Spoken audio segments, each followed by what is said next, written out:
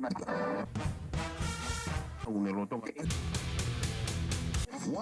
What I've been wanting since they wreck. No, I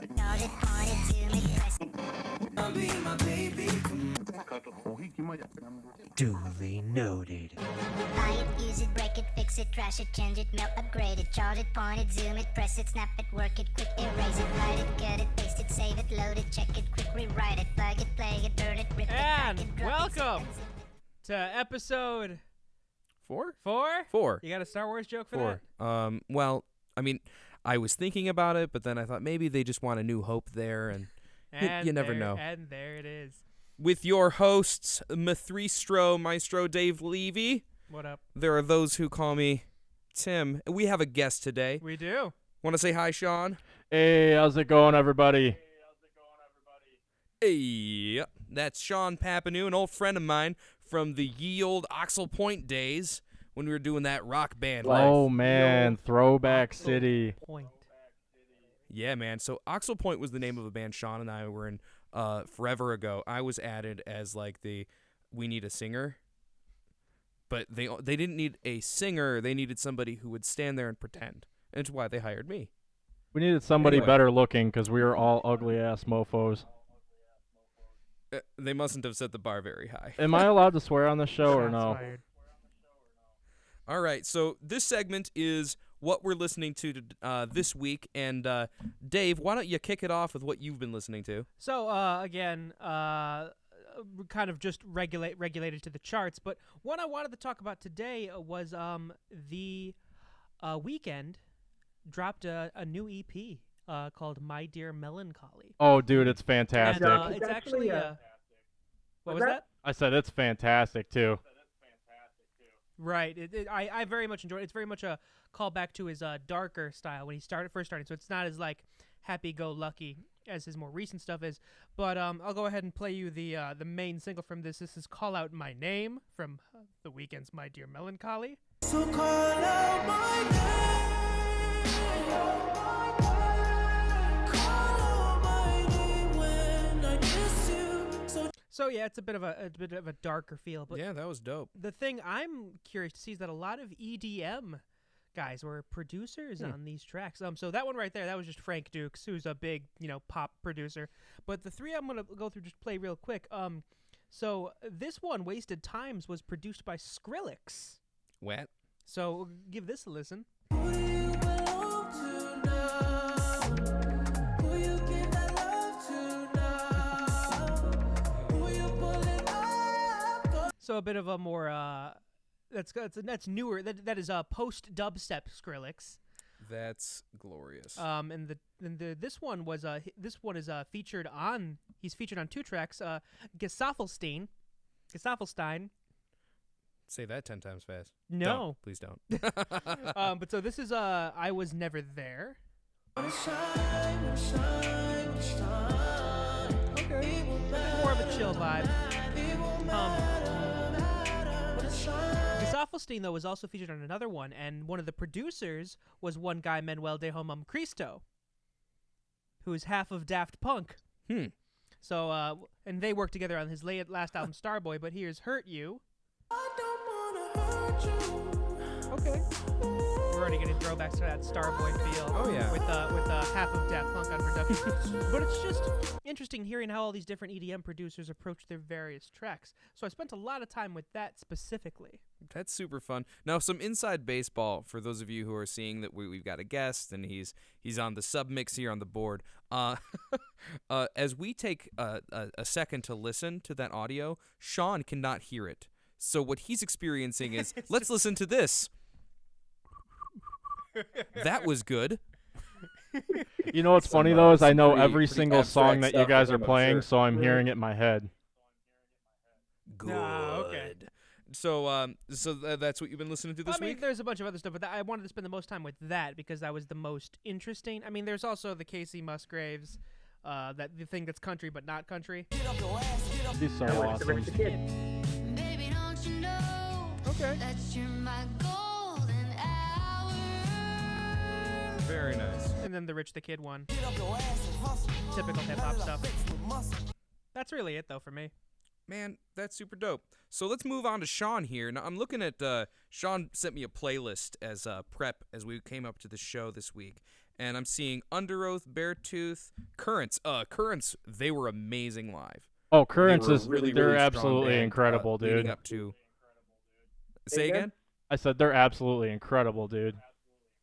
Yeah, they were knockout good at the concert. So talk to us a little bit about what you've been listening to, my man Shawn Papineau. All right, so I listen to a lot of heavy music. That's my thing. Anything, mainly metalcore and hardcore lately. A lot of hardcore. My favorite lately, and pretty much who I listen to daily, has got to be Spite from California. They're an up and coming band from they're on Chris Franzak's label. Chris Franzak from Attila. He's got a label called Stay Sick Records. They're on that label. They're actually going to be touring with Attila over the summer for Rage Fest, so go check that out for sure. Huge lineup. Dope. We're talking Spite. We're talking Volumes is on it. Suicide Silence, Attila. I think Rings of Saturn got added. I was like, what the heck, Really? But yeah, Spite's going to put on an incredible show. They're going to be a great opener. I'm just listening to this lineup and making jokes. Oh, Attila, what about Genghis Khan? Is he going to show up? No. Or the rings of Saturn? What about the clouds of Jupiter? 30 seconds to What Mars. about teardrops from? I've run out of rock band puns. Well, the guys in the booth are giving us a face. Just so you know, Shawn, everyone's in pain, not just you. All right. So, anything in particular you want us to show the viewers? Yeah, I would like to start. I guess let's start the playlist with we're talking about. Let's throw them right in with the Wolves right now. Let's play some. Let's do some Night Terrors by Spite. This was off their first record. It's they're heavy. They are heavy. Let's give it a listen. Yeah. Yeah, that's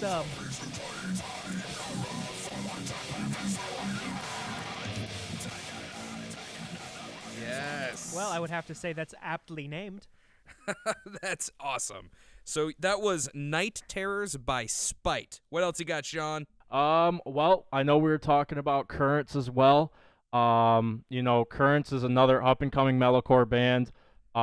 They've been around for a little bit now, probably a few years now. They just released a new record last year. It kicks ass. It's produced very well. They're a very, very heavy band, but still, they're incredible musicians, and they sound great live too, which is a huge thing for me.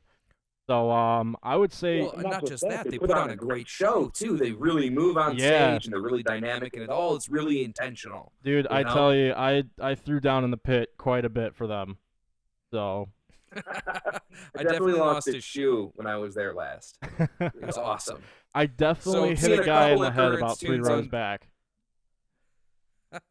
There's 2 songs from Currents on the Pappy's Picks this week. Which one do you want to show? Apnea or Anxiety? Yeah, let's try Apnea. I know the playlist acted up on my phone. I don't know if Apnea will play or not. If it doesn't, then just throw on Anxiety. All right, I'm going to zap up Apnea. Here it is. We're going to go to the middle. This is Apnea. Oh, it's playing.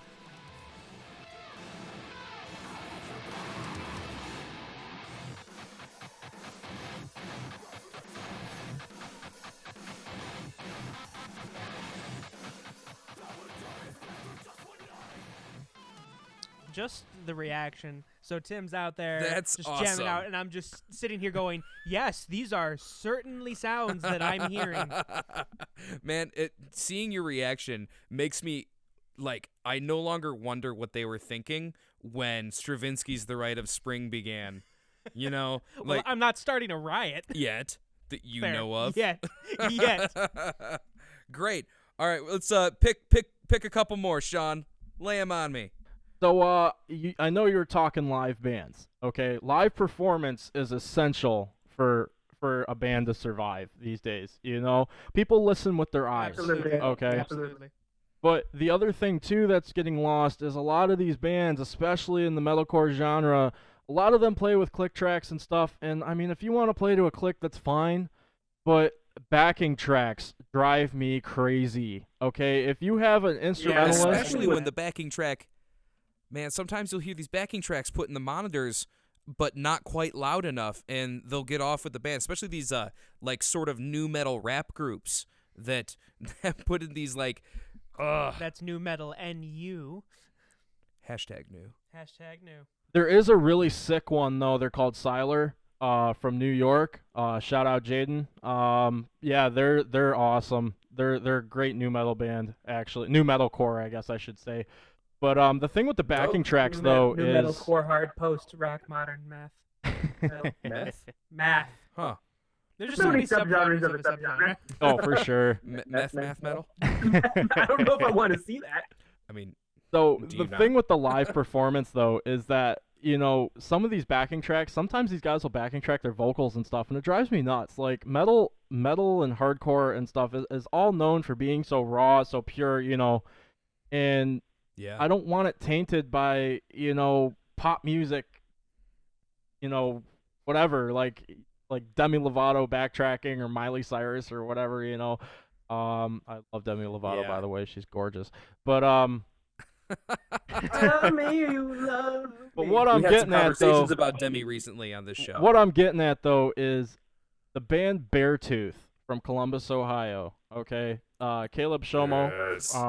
Attack, started a new band called Beartooth quite a few years ago, and they're killing it. They're absolutely killing it. Every live show I've seen from them, there's so much energy, and they put on a great live performance. And proof of that is from this pick that I have of their track Always Dead from their album Aggressive, but it's live at Download Festival.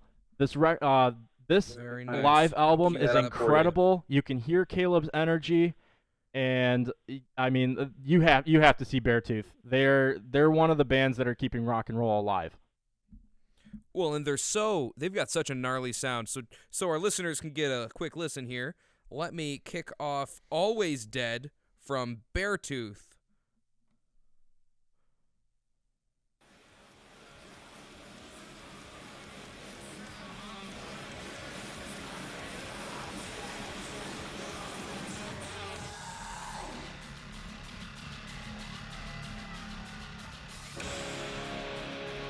What a great sound. Yes, that is a sound. Gotta love rock and roll. Clearly. Well, thank you, Shawn. We're going to come back to a couple more that you're listening to, but now it's Timmy's turn. Heck yeah.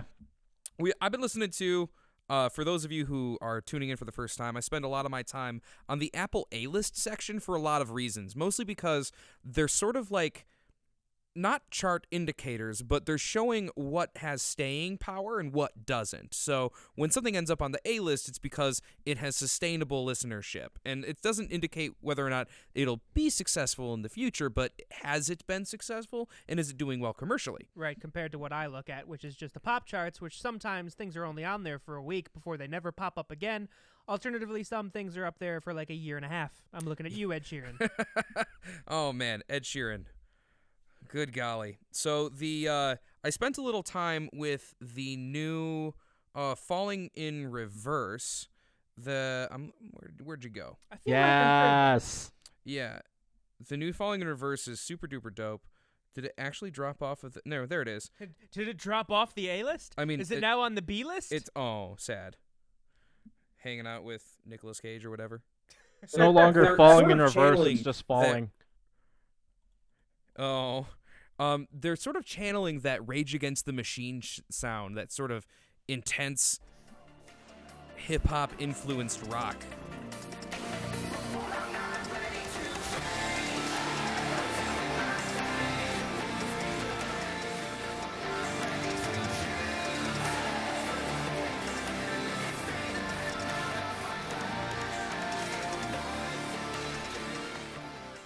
So that's super fun. Really enjoyed that.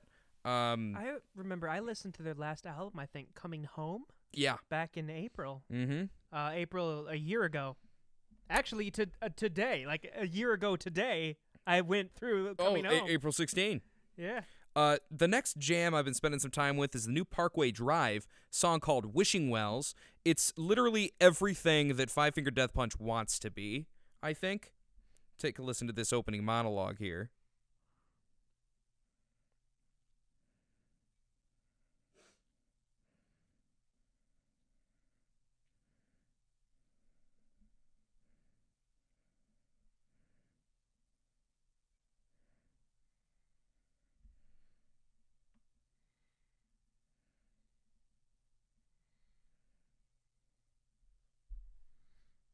I'm getting like weird, oddly enough, like I know ELO did some of the stuff like this Yeah. back in the day, Yeah. like kind of the atmospheric, kind of scarier. I don't want to say Halloween-esque intro, but I'm going to cut to the middle here so you can hear some interesting stuff there, too. Yeah, this song gets stupid heavy. Now, this is the Parkway Drive I'm used to. I don't know about you.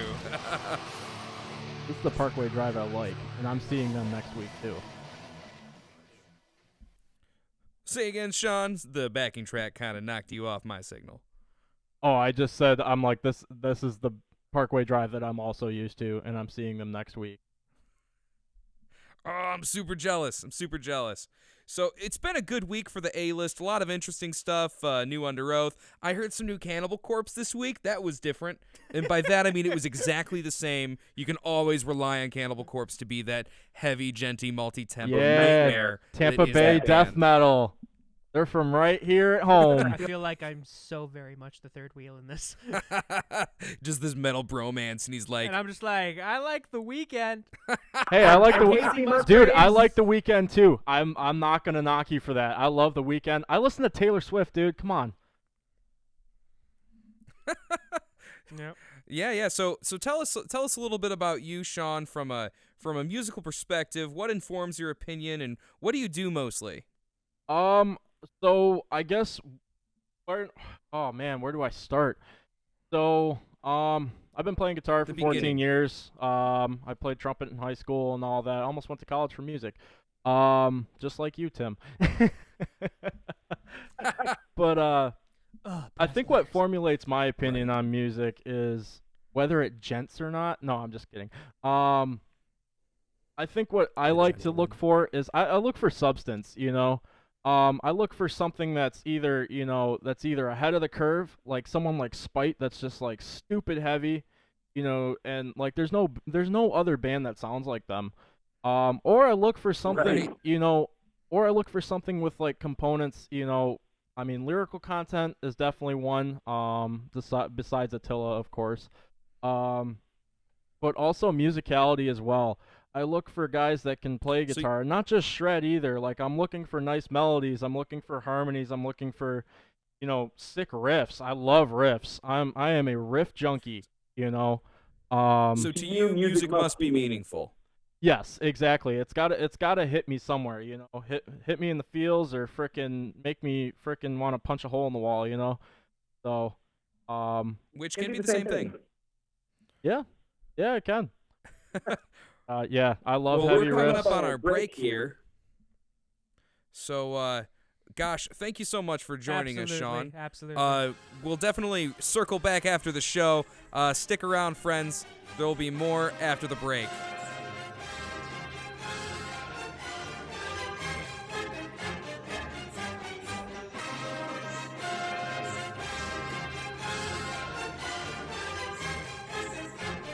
This time, it's for real. Welcome back. Yeah. Another big thank you and a special thanks to our friend Shawn Papineau for coming in and being a guest on this show. That was super cool. If you're interested in being a guest, please feel free to reach out to us. That's Dave Levy, and you can catch him at Duly Noted cast at gmail.com. Now, I did this whole bit about it being a newly doted cast, but I feel like I might have killed it on the break. Did I? Duly Noted cast at gmail.com. He's 800% done with me right now. Duly All right. Noted, regardless. Let's get right into the news. What's been Absolutely. on the thing? Well, here there was a well-known music video that was very much associated with a certain song. That song being this one. Let's see if you remember it. Despacito, quiero respirar tu cuello despacito. Deja que te diga cosas al oído para que te acuerdes si no estás. Ring a bell? No. What's No, the it matter? doesn't. You don't speak It's Mandarin? not gent. It's not. It doesn't gent. It doesn't say pick up a pancake, bampica, bampica, bampica, banana. Have you not seen that video? Oh, come on. So that was Despacito by Louis Fonsi and Daddy Yankee.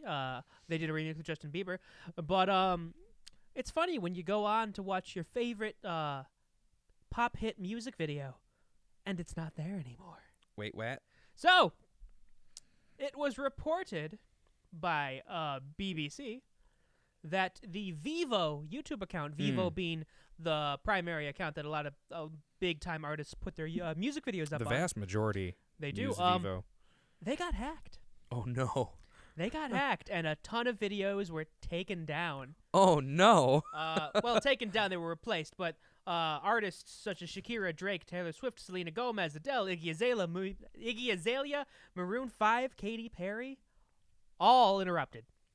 Wow. Yep. Now that has real consequences. When you're dealing with Vevo specifically, there are monetization mechanics at play. Yes, and YouTube, especially all of the ads that play during those videos or before those, that is money changing hands. So even if somebody declares, well, maybe this was just a harmless prank, it actually is not a harmless prank. Right. And it's not, especially not so when you look at the image that they put up in place of it for the thumbnail. Uh-oh. It was this image right here. Oh dear. Yep. That looks like violence. We got the men dressed in red with guns pointed at the camera. You know, it's a prank, bro. Yeah, harmless. So not only are they interrupting like cash flow mechanisms, but they're also, literally placing an image of impending doom. Yes. Good stuff, man. But so you can see that they're all masked, all dressed in red. It's very threatening. And then there's the Vevo watermark for whatever reason. Remember when pranks only included the color red when it was Rick Astley's hair? We're no strangers to love. And we just did a Rickroll. But Did it. they were luckily everything was quickly restored. The hackers were identified as one Pro Socks and Kuro each. You want another shot at that? No. No, I don't. I do not know. I don't know how to pronounce that. But they said they did. That is a KUROI apostrophe SH. Good luck.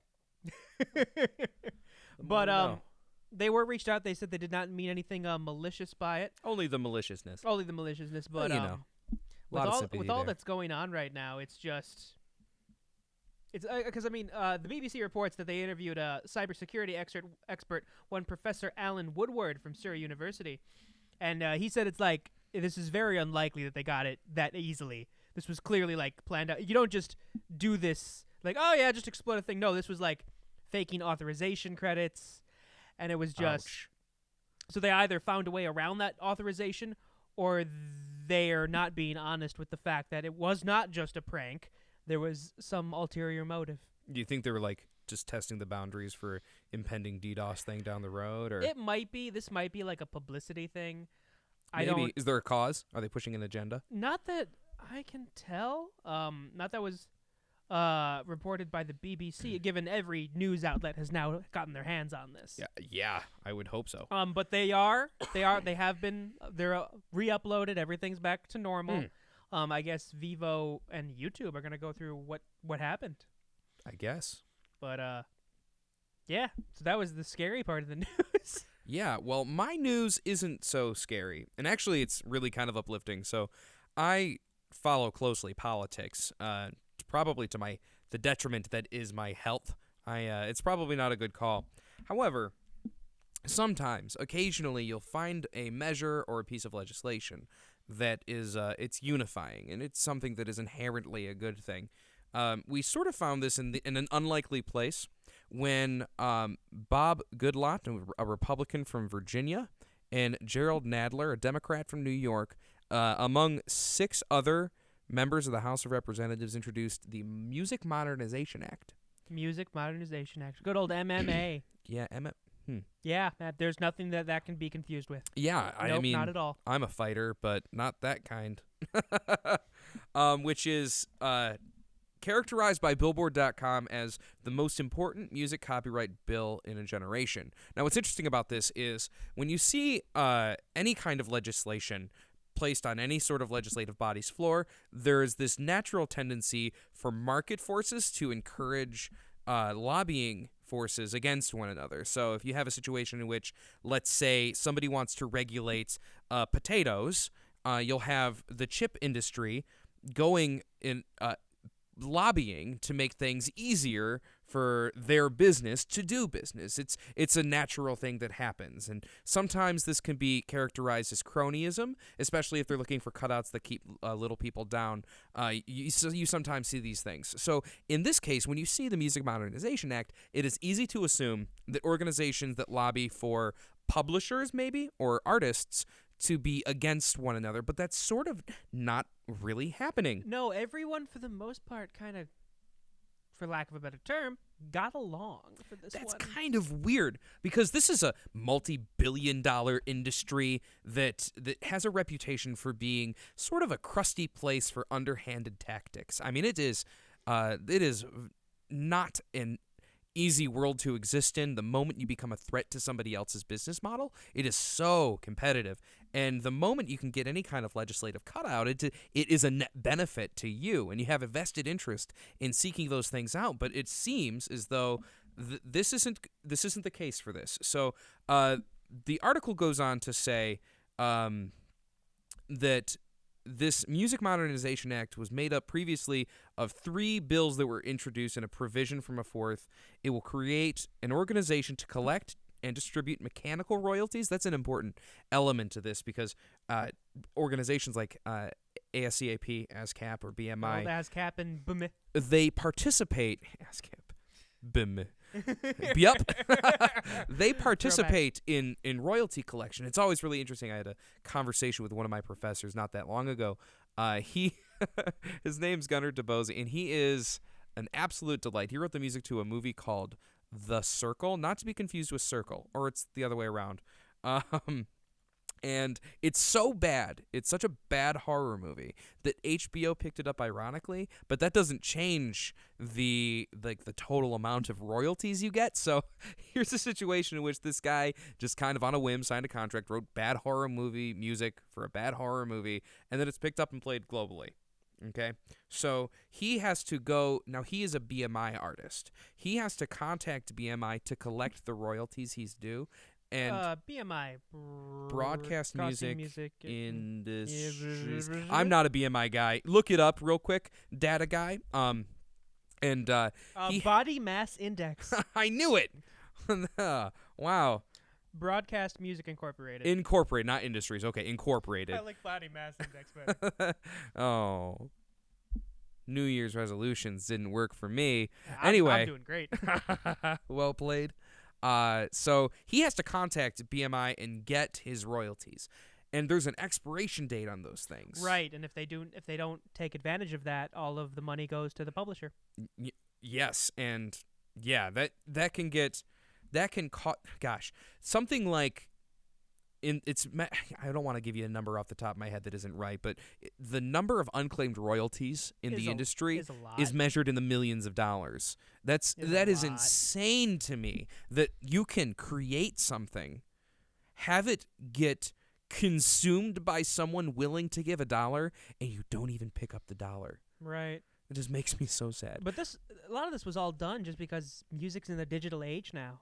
Right. And a lot of the laws that were written for this, some dating as far back as 1909, which predate the modern recording industry. Right. Well, I mean, yeah, to regulate something with legislation that was intended for a completely different idiom is mind-blowing to me. So the last notable regulation that was passed that had to do with copyright royalty was in 1972, which sets royalties for some services and codify the way, for example, Sound Exchange pays producers and engineers directly. So this is really refreshing just to hear. And this was done kind of in favor of the songwriter.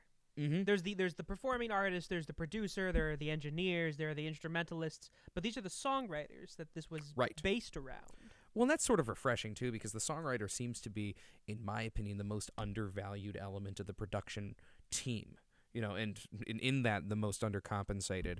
A few of my associates from graduate school started to go the songwriting route, but it just wasn't worth it for them. Because you have to be one of two things: incredibly prolific and make a little money in all the songs, or you have to write a bang-out hit. And, well, how many of those? And this especially was a huge issue for the songwriters who would write like the really big songs that got huge, and they would see almost little to no money of that. Well, and part of that comes down to how well these individuals read their contracts, because sometimes that is true, especially for younger people involved in the industry. Yeah, I hear stories all the time. Particularly, I follow an Instagram account, which is I think iProducer or something like that. iProducer.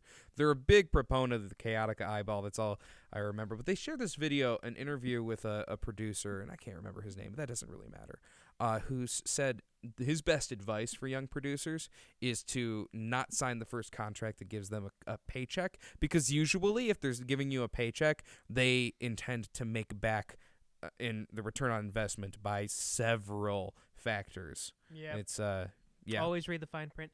And that's tough to do in something like this 153-page bill. Yes. It is 153 pages. HR 5447 if you want to look it up. Obviously, we'll link this in the description.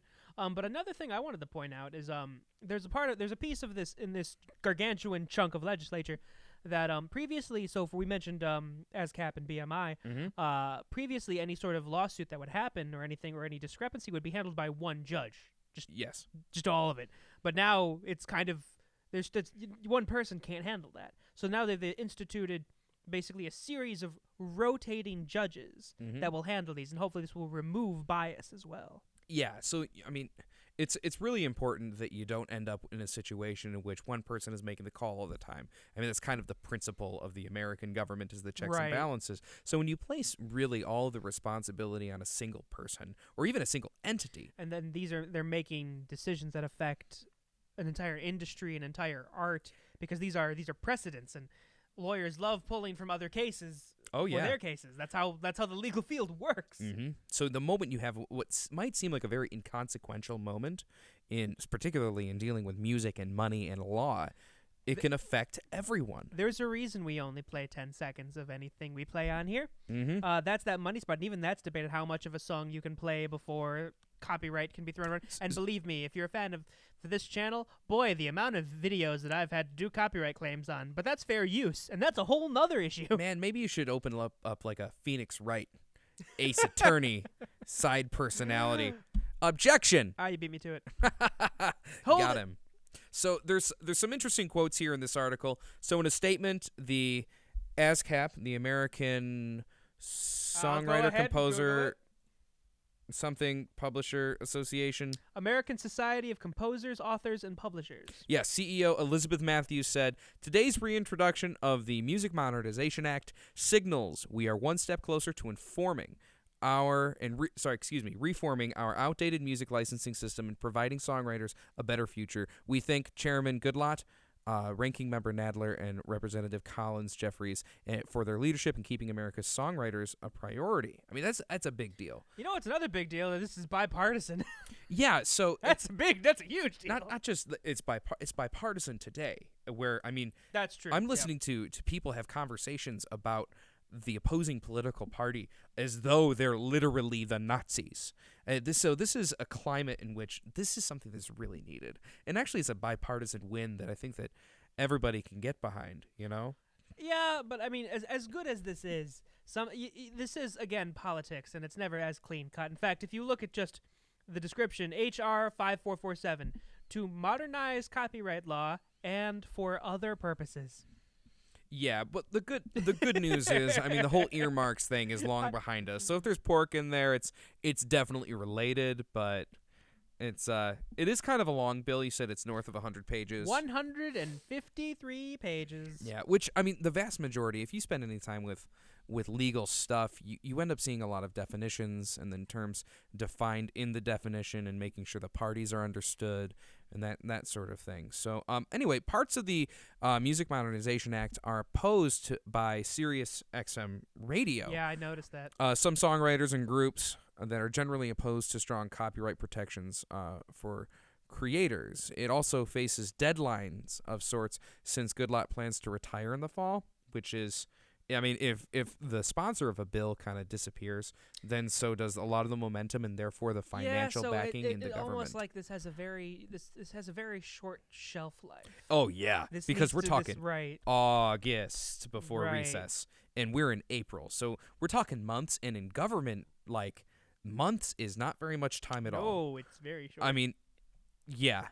So I mean, and it was introduced last week. April 10th is when it was introduced into Congress. yeah. So music business lobbyists are hoping that a smooth path in the House of Representatives will create momentum that will help it pass the Senate. The Senate's going to be an easier place for it to pass, I think, because of the bipartisan nature, which has introduced versions of the three bills the Music Modernization Act is built from, but not yet legislation And that it's not, combines and them. it's confusing too, because one of the bills in the Music Modernization Act is called the Music Modernization Act. You know, I just wish that naming conventions were updated there too. Just come on, guys, you can 'Cause do better. Than one of that. the bills in here, as we've said, was introduced actually in December of last year. So this bill takes all of that, in addition to two other things, and shoves it all. I'm gesturing at my computer like I have the bill in front of me. But it's a chunk of legislature. It is a lot of words. Well, hopefully, it's as good as as the majority hopes it is. Yeah, I really think that it will be. From what I've read of the actual legislation, it really simplifies a lot of what is very difficult to explain in the business classes here.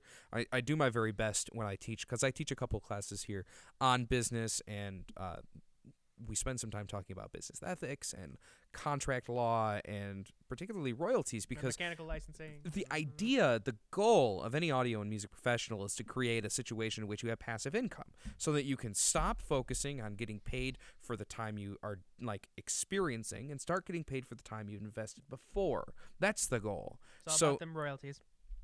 But a big deterrent from making royalties of any kind is the just bog that is the paperwork nightmare and the confusing. Like, if you look at any sort of comprehensive copyright law assistant or royalty assistant document, it ends up having a million footnotes, and it cites a bazillion places that's just not useful or helpful. And I think that's really puts it all in one place, although it's a big piece of legislation. It is. I think it's really important. No, it is absolutely important. Again, all of this stuff was made back when physical media, CDs, records, cassettes, and in some cases cylinders. I mean, this was some of the legislation that they cite predates audio with film. Like, the Jazz Singer was like 1928. I mean, some of these, that was like the first sound on disc film. So the fact that you have a situation in which the legislation predates the medium by several years, decades. Yeah, so it's a century sometimes. It's nice to finally see that they're bringing in the whole digital spiel into it, especially with like we've done stories on how like streaming is the majority of the market. So the fact that they're bringing this into the digital age is honestly, they probably should have done it sooner. Yeah, no kidding. All right, so what do you think? A good week for news? A lot has happened. It's been eventful, and I do apologize for just kind of always just going off the rails when it comes to legal stuff, and sometimes sometimes my dialogues can get a little just too much. My poor students. So anyway, again, this is Duly Noted, and this thing is still not opening. I made the mistake of going to a web page, and because of that, my bumper queued up didn't work. Oh, there it is. Catch you in a bit. This is Duly Noted. We'll be back in a few minutes.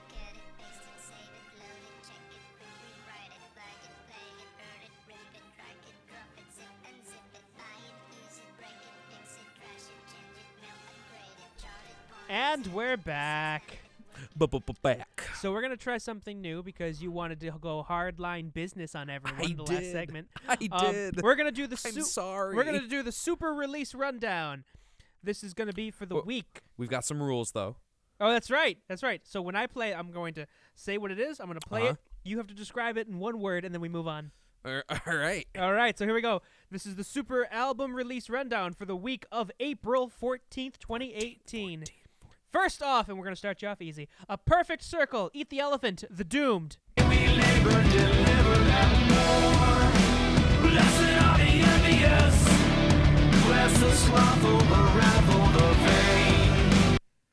Epic. Alexis Taylor, Beautiful Thing, the song Beautiful Thing. You gave me this thing, beautiful thing. Unexpected. All right. Ashley Monroe, album Sparrow, the song Hands on You. A little secret from my soul, no one sees, no one knows. Forbidden cup. Nostalgic. Bishop Briggs, Church of Scars, White Flag. Oh, I won't go down slow. I'd rather die than give up the fight, give up the fight, give up the fight, give up the fight. Oh. Glorious. Brothers Osborne, Port St. Joe, Shoot Me Straight. Shoot me straight. Come on.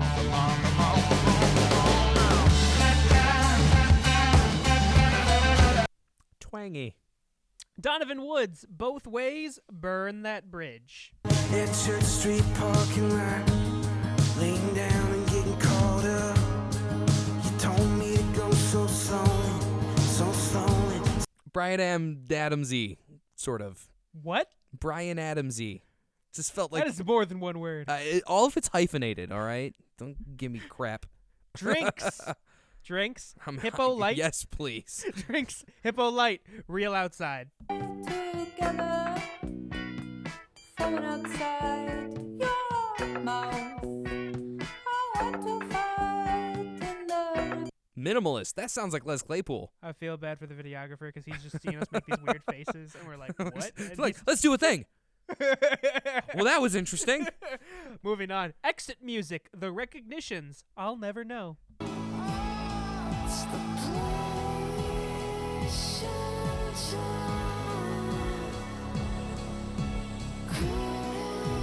Chill Fest. Oh, God. Okay. This one's going to be hard for me. Ivar Bjornsson and Einar Selvik. Song Hugsha and album is also... You want another shot at that? Hugsha. It's like Nordic. Okay. Ivar Bjornsson and Einar Selvik. Hugsya? H-U-G... Here's the song.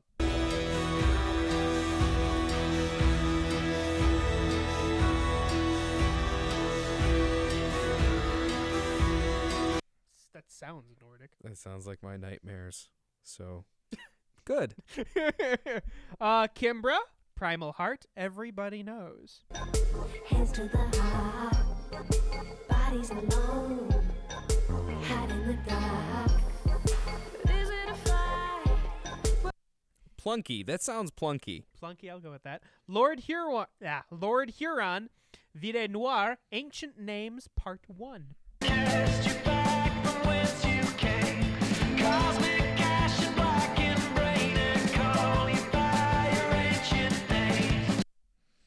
Fun, I guess.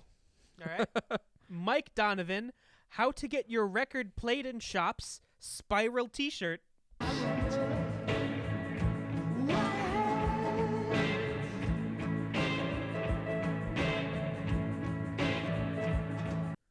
BioShock.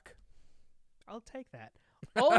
Old Crow Medicine Show, Volunteer, Flicker, and Shine.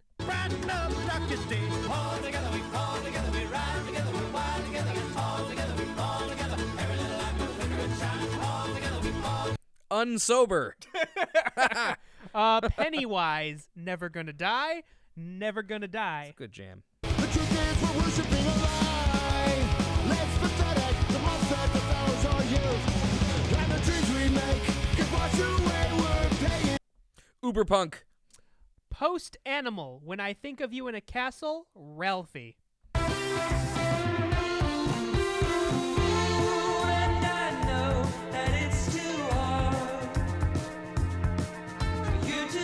What is it, the early 70s? Beatlesy. I was going to say. Okay, sure. Sting and Shaggy. What? 44/876. Wow. Don't make me Every even our breath you videographer is like, what? Her Her brand new day. All right. I could be Shaggy. Sting and Shaggy. It's not that hard. 44/876. Don't make me wait. But you only get a love like this once in a lifetime. And this is all chance I'm missing it. All life I never felt like this. Just wanna. So what do you think of that? I think that's pretty Shaggy. All right, who do we have next? Striper, Goddamn Evil. Are you sure it's not stripper? That's how it's spelled, right? STRYPER. Ha! That's not stripper. Striper, Goddamn Evil.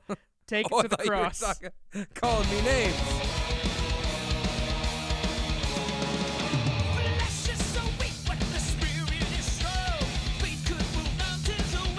I know that's like 80s. I was gonna say this. I know this is more than one word, but that's unapologetically Judas Priesty. I was gonna say, I'm like, wow, that's impressive. If he like put it more in the front of his head, like Rob Halford, it would just be Lightning Strike. Let's see what we have. Tesseract, Sonder, Luminary.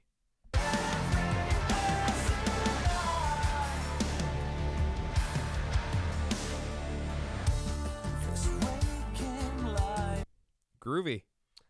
The Hers Collective. Friends, lovers, favorites, outnumbered.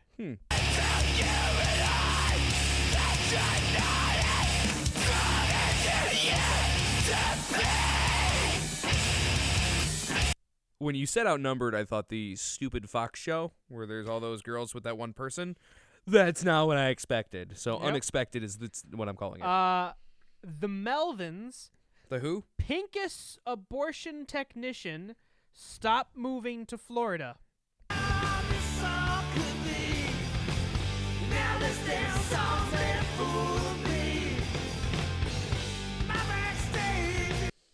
Rocky. It's just rock. And Weird names, but to wrap us up, Thievery Corporation. Treasures from the Temple. Voyage Libre.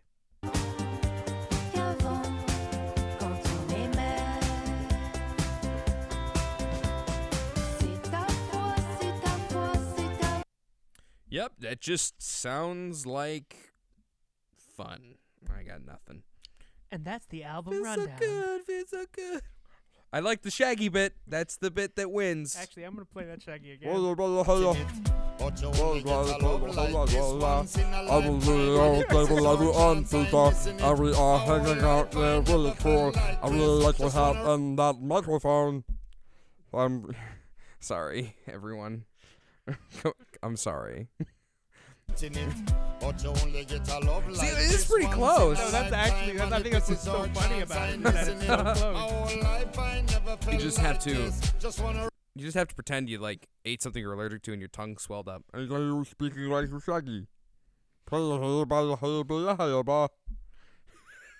I'm literally just kind of stretching this moment out because I think I know what I'm doing for the side note. Oh no. Breaking the fourth wall. I already did that one of them. Wait Yeah. a minute. Are you seeing into the future? Yeah, possibly. My Regardless, God, that that's the explains album Laser rundown Raptors. for the week of April 14th. All right, so tours? There are none. Whoa! But a tour is ending soon. Oh, we'll save that for next week. Is it because he's a nobody? It's because he's a nobody. It's because he's a nobody. And that's how that side note's going to end with that And- joke again. And that's the way the news goes. Now, since the other ones went so darn long, I think now is going to be a good time for us to get into the break. If only I had my channel up. Was there an issue there? It's just really quiet, I guess. Well, anyway, we're going to go on a break.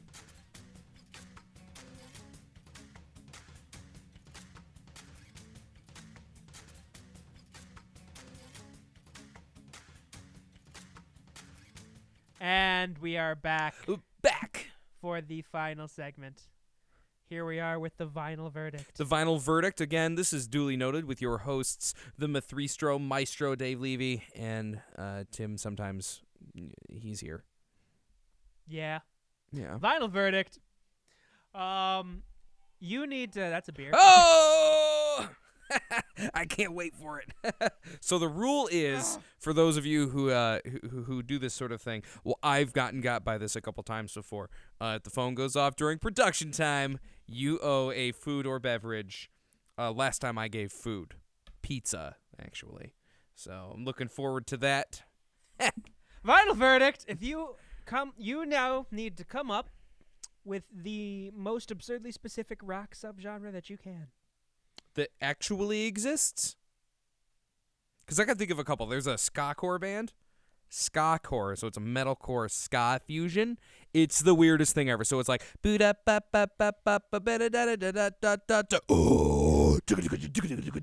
they like sing really, really high. It's fun. Well, existing ones are nice. I'm doing the most absurd, so you get to come up with it. Okay, I get to come up with it. Tuba-core. That's pretty absurd. What about you? You give me some ideas. Postmodern, new punk, mathcore. Mathcore. Oh no! And don't ask me to repeat that because I don't remember what I just said. But it's okay. I repeated after him. I'm sure that wasn't annoying for anyone, especially him.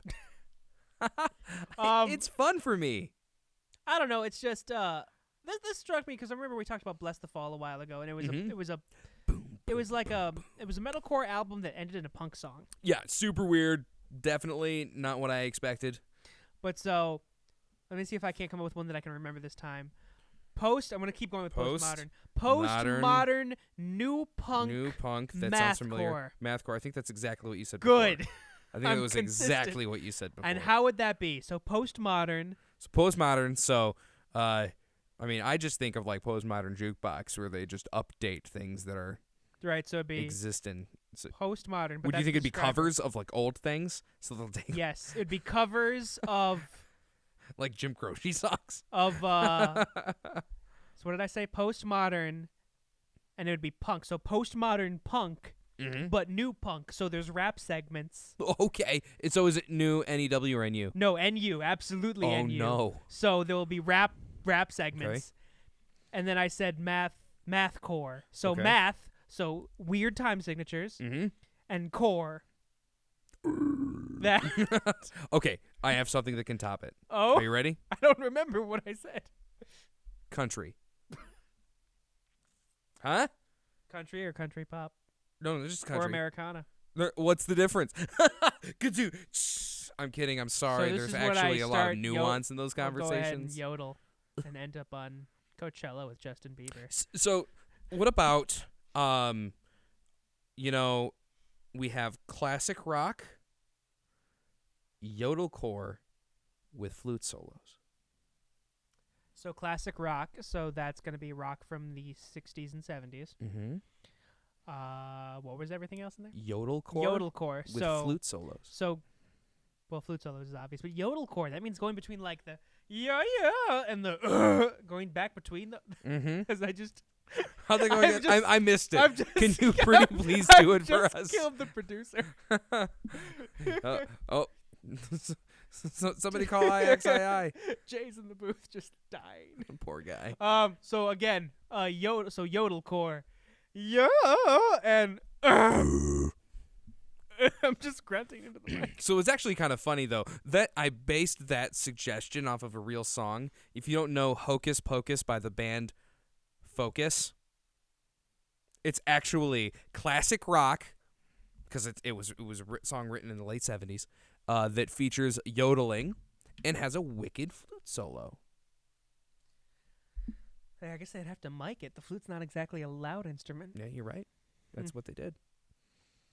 All right, so let's get to this plug, man. I was going to say, I don't know what the decision of, I don't know what the final verdict on that was. Country. Okay, there you go. I kid. It is the postmodern new punk mathcore, postmodern new punk mathcore. If you have a suggestion for the vinyl verdict yourself, feel free to leave a comment. Please, because I struggle to come up with these every week. We can tell. Me too, though. I came up with country. Regardless, Tubacore. Today's indie plug Indie plug. is Who's a the band. indie plug? A band who I went to school with the drummer. Shaggy. Yep, Shaggy. I went to school with Shaggy. How was I? Shaggy's doing good. More More clean cut these days. Huh. Not as shaggy as it used to be. Wow. Regardless, the band is called Instant Shawarma. That sounds so good. I know I could go for some shawarma right now. They are they're kind of more in the grungy blues rock kind of style. They're based out of Cambridge, Massachusetts. They formed in about 2015. Oh, okay. Been around a little bit. Lead vocals, we got Pat O'Donnell, also does guitar. Lead guitar, we got Andy Constantine.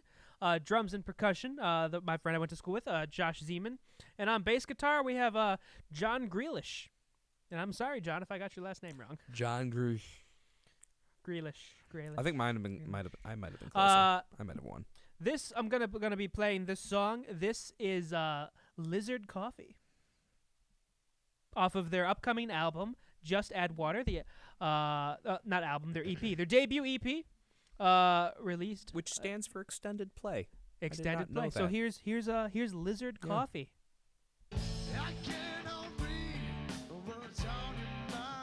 Take it easy, Bill Chase. Wow, this is good. Right? I actually very much was jamming out to this Do earlier. you have any background on this song? No, No? it's just Lizard Coffee. This is very cool.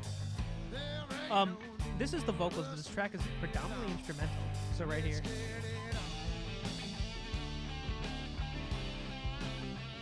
It grooves.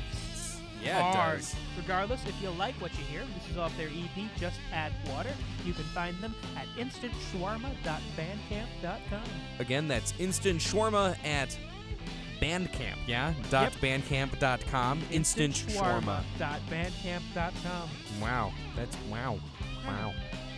Wow.